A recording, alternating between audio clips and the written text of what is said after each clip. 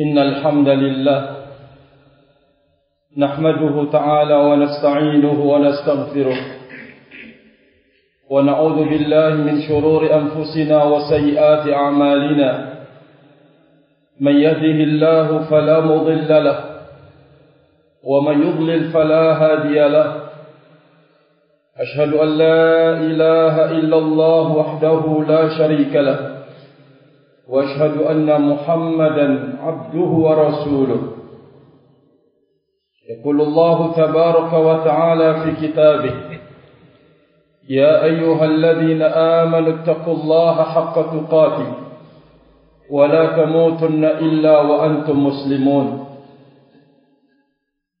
يا أيها الناس اتقوا ربكم الذي خلقكم من نفس واحدة وخلق منها زوجها وبث منهما رجالا كثيرا ونساء واتقوا الله الذي تساءلون به والأرحام إن الله كان عليكم رقيبا يا أيها الذين آمنوا اتقوا الله وقولوا قولا سديدا يصلح لكم أعمالكم ويغفر لكم ذنوبكم ومن يطع الله ورسوله فقد فاز فوزا عظيما فإن أصدق الحديث كلام الله وخير الهدي هدي محمد صلى الله عليه وسلم وشر الأمور محدثاتها فإن كل محدثة بدعة وكل بدعة ضلالة وكل ضلالة في النار أعاذني الله وإياكم من النار عباد الله Allah Azza wa Jalla telah sering memperlihatkan tanda-tanda kebesarannya di alam ini agar manusia itu mau berfikir dan mau mempelajari pelajaran-pelajaran yang berharga di dalam hidup. Di antara tanda-tanda kebesaran itu Allah Azza wa Jalla sebutkan takhwifa, untuk memberikan rasa takut kepada masing-masing hamba, untuk jangan suatu saat dan suatu ketika dia bermaksiat kepada Allah Azza wa Jalla. Kalaupun suatu saat dia terjatuh di dalam dosa dan kemaksiatan, dia segera kembali kepada Allah Subhanahu wa ta'ala, segera bertaubat kepada Allah Subhanahu wa ta'ala. Maka keberadaan alam yang begitu luas dengan segala apa yang dikandungnya adalah tanda-tanda kebesaran Allah Azza wa Jalla. Langit yang luas dan menjulang tinggi, terbangun dengan tanpa tiang, merupakan tanda dari tanda-tanda kebesaran Allah Azza wa Jalla. Tidak pernah akan sanggup akal manusia ini untuk kemudian membayangkan, walaupun dia sekelas apapun kehebatan dan kepintarannya, membangun langit dengan tanpa tiang begitu luas, sesuatu yang sangat mustahil dalam batas kemampuan manusia. Namun tiada yang mustahil bila diarahkan kepada Allah Zat yang Maha Kuasa. Dan terjadinya pergerakan bintang-bintang, kemudian matahari dan bulan, semuanya itu merupakan tanda-tanda kebesaran Allah Azza wa Jalla. Dan Allah tidak menciptakan semuanya itu sia-sia dengan tanpa arti dan guna. Lalu buat siapakah manfaat segala apa yang ada di alam langit dan alam bumi ini? Semuanya kita akan menjawab dengan satu kata dan kalimat. Itu semuanya diciptakan buat hamba yang namanya manusia. Maka sungguh betapa mulia manusia ini, dihormati oleh Allah Azza wa Jalla dengan segala apa yang mereka butuhkan di kehidupan, dipenuhi oleh Allah Azza wa Jalla. Tidak ada yang dikurangi sedikit pun. Kita bisa membayangkan, jikalau tubuh dan jasad kita ini dengan tampak sinar matahari, apa yang akan terjadi? Segenap saudaraku kaum muslimin, ternyata tidak ada satu makhluk pun yang Allah Azza wa Jalla ciptakan yang tampak manfaat dan tampak guna. Namun semua manfaat dan guna itu kembali untuk kepentingan manusia itu sendiri. Sungguh betapa mulia dan betapa agung manusia itu. Tidak hanya itu saja, Allah Azza wa Jalla mengangkat derajat mereka dengan menjadikan semua yang diciptakannya untuk manusia. Allah Azza wa Jalla menyodorkan pula kepada manusia ini aturan-aturan hidup mereka untuk keselamatan mereka di dunia dan di akhirat. Tetapi memang manusia adalah makhluk yang membangkang. Manusia adalah makhluk yang menginginkan kebebasan dan ingin lepas dan ingin merdeka dengan tanpa aturan di dalam hidup. Tidak pernah ada seseorang yang akan bisa meraih kebahagiaan, ketenangan dan ketenteraman bisa dia mencoba melepaskan diri dari aturan-aturan Allah Azza wa Jalla yang Allah telah menciptakan segala-galanya buat manusia. Allah Azza wa Jalla turunkan syariatnya, agamanya untuk manusia itu sendiri. Maka di saat seorang muslim, muslimah, mukmin dan mukminah mencoba untuk melepaskan diri dari aturan-aturan agama di dalam hidup pribadinya, hidup bersama keluarganya, atau di tengah-tengah masyarakat, atau di tengah-tengah negerinya, jangan berharap bahwa engkau akan menjadi orang yang berbahagia hidup. Maka segenap saudaraku kaum muslimin, oleh karena itu kita ingin di dalam hidup ini untuk kemudian mengarahkan sebuah anugerah di dalam hidup yang disebut dengan kata-kata cinta. Cinta terhadap diri kita. Cinta terhadap apa yang kita miliki dan dititipkan oleh Allah Azza wa Jalla dari harta benda.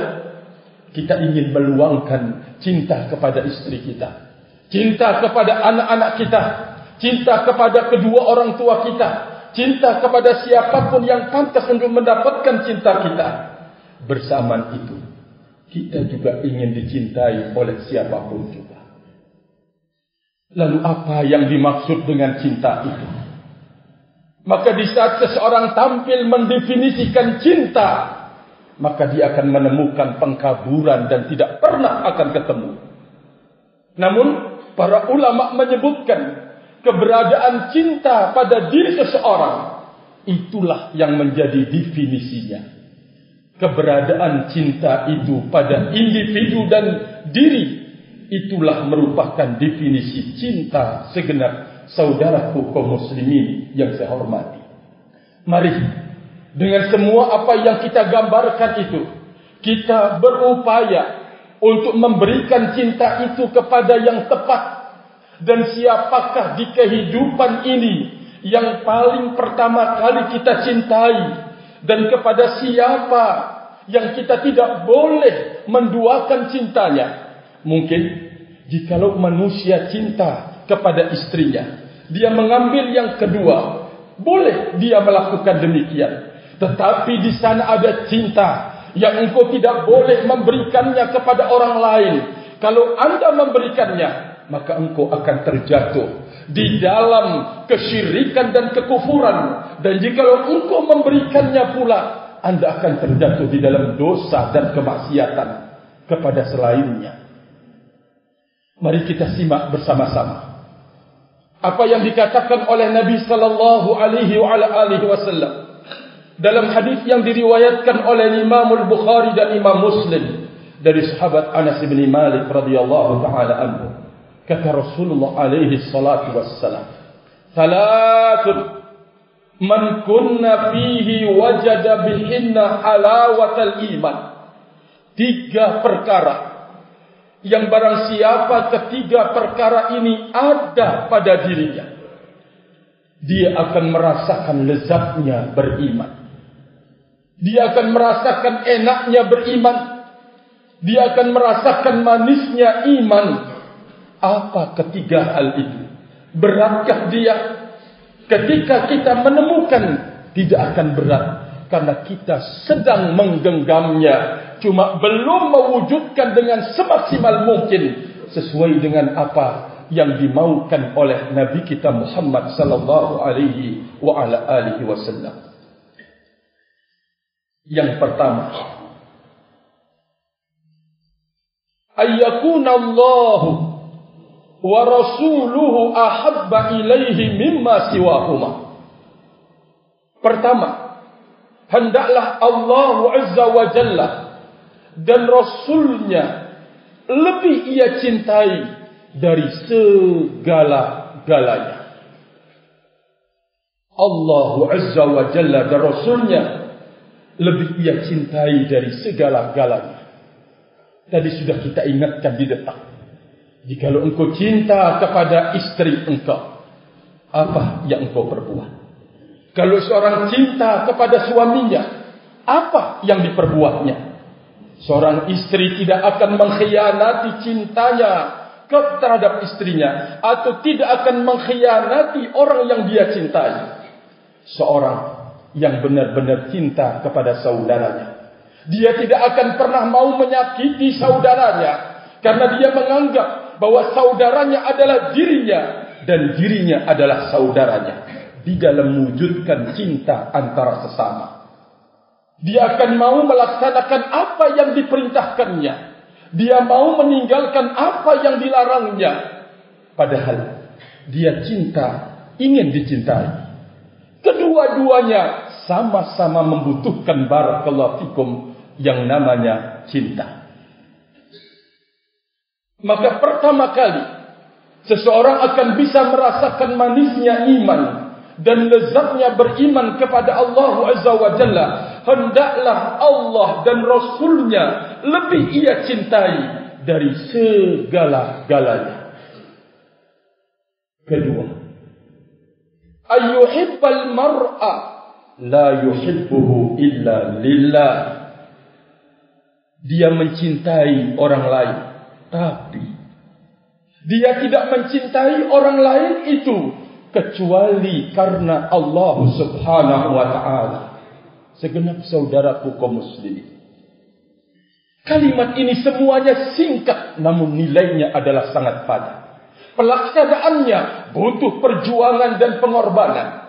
Seseorang cinta kepada istrinya adalah sebuah tabiat dan dibolehkan di dalam agama. Akan tetapi orang yang ingin menerapkan imannya dan ingin meraih manisnya iman, dia tidak akan membatasi cintanya kepada istrinya hanya sebatas tabiat, tetapi dia berusaha mewujudkan di belakang cintanya kepada istrinya, yaitu nilai dan pahala di sisi Allah Azza wa Jalla. Bagaimana caranya? Dia robah cinta tabiat itu, dia cinta kepadanya karena Allah. Kalau dia cinta kepada istrinya karena Allah Azza wa Jalla, dia tidak akan biarkan istrinya bermaksiat kepada Allah Azza wa Jalla. Dia tidak akan tega istrinya melanggar aturan-aturan Allah Azza wa Jalla. Dia punya kecemburuan yang tinggi di dalam istrinya melakukan pelanggaran terhadap perintahnya dan melaksanakan larangan-larangannya. Dia tidak akan membiarkan yang dicintai ini terjatuh dalam dosa dan kemaksiatan. Itulah dia bukti bahwa engkau cinta kepadanya karena Allah Subhanahu wa ta'ala. Demikian juga cinta engkau kepada saudara engkau. Atasan kepada bawahan, bawahan kepada atasan. Teman dekatnya engkau akan bisa terwujud nilai dan pahala besar berikut manisnya iman kepada Allah Azza wa Jalla. Kapan? Di saat cinta engkau bangun untuk Allah Azza wa Jalla. Di saat dia tidak mau beribadah, engkau mencoba mengingatkannya. Di saat dia kemudian mengeluarkan kata-kata kotor, engkau berusaha untuk memberikan nasihat padanya. Kalau ternyata dia tidak mau diberikan nasihat, dia menentang, dia membangkang, dia melawan, maka engkau siap berpisah dengannya karena Allah Azza wa Jalla pula. Maka demikian sesungguhnya seseorang yang ingin merasakan manisnya iman, dia mencoba merubah cinta tabiatnya yang dibolehkan itu menjadi sebuah yang bernilai di sisi Allah Azza wa Jalla. Dia cinta kepada seseorang karena Allah Azza wa Jalla. Yang ketiga, ayyakraha ayyauda fil kufri ba'da an anqadhahu Allah kama yakrahu ayyauda ayyuqdhafa fin nar. Kata Rasulullah alaihi salatu wassalam, yang ketiga, dia benci untuk kembali kepada kekufuran setelah Allah Azza wa Jalla selamatkan dia, sebagaimana dia tidak suka untuk dilemparkan ke dalam neraka. Kata Rasulullah alaihi salatu wassalam, benci kekufuran adalah bagian daripada iman. Membenci orang-orang kafir adalah bagian daripada iman kepada Allah Azza wa Jalla.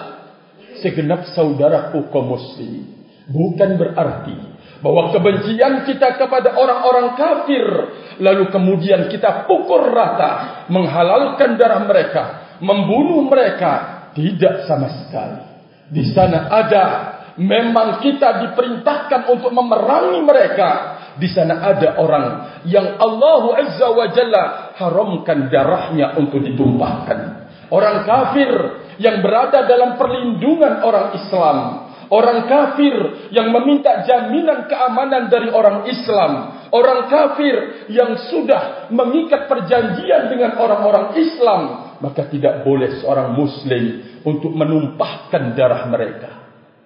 Segenap saudaraku kaum muslimin, jikalau terjadi orang muslim membunuh orang kafir yang kondisinya demikian, mencari keamanan dari orang Islam, mencari jaminan kemudian perlindungan atau perjanjian, maka orang Islam itu adalah dikenai hukum dia ketika dia membunuhnya. Segenap saudaraku kaum muslimin, namun tidak kemudian darah dibayar dengan darah, tetapi cukup di dalam agama untuk membayar dia 100 ekor onta segenap saudaraku.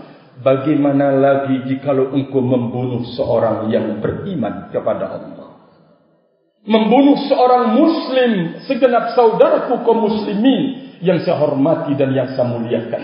Maka termasuk dari konsekuensi iman, kita harus benci kepada kekufuran, kita harus benci kepada kesyirikan, kita benci kepada kemaksiatan. Dan perlu diingat, kalaupun kita terjatuh dalam sebesar apapun dosa dan kemaksiatan, kita cepat ingin kembali kepada Allah. Kita tidak ingin kemudian senang dilemparkan ke dalam neraka. Itulah dia iman. Segenap saudaraku kaum muslimin yang saya hormati dan yang saya muliakan, mengingat cinta tadi yang kita sebutkan. Cinta tidak boleh diberikan, cinta kepada Allah Azza wa Jalla tidak boleh ada yang menyainginya. Apabila ada yang menyainginya, maka ini termasuk dalam perbuatan syirik kepada Allah Azza wa Jalla. Maka manusia pertama kali yang harus mendapatkan cinta kita di dalam hidup ini, dan melebihi cinta kita terhadap kedua orang tua kita, terhadap anak kita, dan juga seluruh manusia. Kita tahu semuanya jawabannya. Dialah Nabi kita Muhammad sallallahu alaihi wa ala alihi wasallam. Manusia yang pertama kali, yang paling berhak untuk mendapatkan cinta kita, yaitu beliau sallallahu alaihi wa ala alihi wasallam. Segenap saudaraku kaum muslimin, semoga apa yang kita lakukan pada siang hari ini, dan kita berupaya untuk membentuk sebuah ketaatan di dalam hidup, Semoga itu merupakan rentetan sebuah cinta kita kepada Allah Azza wa Jalla dan cinta kita kepada teladan hidup Nabi kita Muhammad sallallahu alaihi wa ala alihi wasallam. Bagaimana kita tidak cinta kepada beliau? Dengan beliaulah Allah Azza wa Jalla bersihkan rumah Allah Azza wa Jalla sebagai kiblat kaum muslimin dari beragam bentuk penampilan kesyirikan dan kekufuran kepada Allah Azza wa Jalla. Bagaimana kita tidak akan cinta kepada beliau? Dengan beliaulah apa yang kita rasakan nikmat beragama, kita bisa merasakannya. Bukankah beliau yang patut dan pantas kita cinta-cintai? Dengan beliau rahimani wa rahimakumullah, mata yang gelap gulita dengan kejahilan dan kebodohan bisa terang benderang dengan cahaya iman, cahaya ilmu, agama, dengan perjuangan dan jerih payah beliau. Beliau telah menanggung segala beban derita di dalam hidup untuk kemudian menyelamatkan kita semuanya. Tentunya semuanya adalah karunia dari Allah Azza wa Jalla. Maka sekali lagi kesimpulan kita bahwa tidak ada manusia yang paling pantas dan patut untuk mendapatkan cinta kita kecuali Nabi kita Muhammad sallallahu alaihi wasallam. Beliau yang telah berpesan, la yu'minu ahadukum hatta akuna ahabba ilaihi min walidihi wa waladihi wan nasi ajma'in. Tidak dikatakan beriman seseorang sampai aku, kata Rasulullah alaihi salatu wassalam, lebih ia cintai dari bapaknya, dari anaknya, dan dari keseluruhan manusia. Semoga Allah Azza wa Jalla menjadikan kita orang-orang yang benar-benar cinta kepada Allah Subhanahu wa taala dan cinta kepada Rasulnya Muhammad sallallahu alaihi wasallam. Barakallahu li wa lakum wa nafa'ani wa iyyakum bima fihi min al-ayati wa dhikril hakim wa taqabbala minni wa minkum tilawatahu innahu huwas samiul alim. Istaghfiru rabbakum innahu kana ghafurar rahima. Alhamdulillah wassalatu wassalamu ala Rasulillah wa ala alihi wa sahbihi wa man walah, amma ba'du.